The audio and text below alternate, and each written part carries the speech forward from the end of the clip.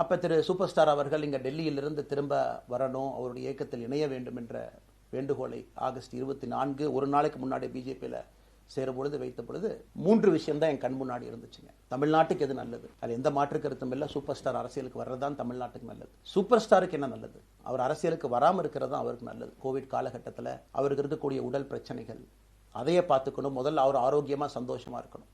அண்ணாமலைக்கு எது நல்லது, பாரதிய ஜனதா கட்சியில் இணைகின்றேன் என்கின்ற வாக்குறுதியை சந்தோஷ் ஐயா கிட்ட கொடுத்தேன், ஒரு ப்ராமிஸ் கொடுத்தேன், அதை பிரேக் பண்ணக்கூடாது அப்படிங்கிறதுல நான் தெளிவாக இருந்தேன். ஸோ 3 கான்ஃப்ளிக்ட் இங்கே இருக்கும் பொழுது, ஸோ ஒரு நாள் இந்த கட்சியில் இணைவதற்கு முன்பாகவே முழு கான்ஃப்ளிக்ட். அன்னைக்கே ரஜினிகாந்த் ஐயா பேசி அந்த ஃபோன் காலுக்கு முதல் முறையாக மறுத்து, ஐயா மன்னிச்சுக்கங்க என்னால் வர முடியாது என்று சொல்லி பாரதிய ஜனதா கட்சியில் அடுத்த நாள் இணைத்துக் கொண்டேன். அதன் பிறகு சூப்பர் ஸ்டார் அவங்களை பார்த்து மன்னிப்பு கேட்டேன். நம்ம மயில் மார்க்கோட தரத்தை நம்மளே ஸ்கேன் பண்ணி தெரிஞ்சுக்கலாம். மயில் மார்க்க நாங்க நம்புறோம். நாங்க நம்புறோம். நாங்க நம்புறோம். நாங்க நம்புறோம். நாங்க நம்புறோம்.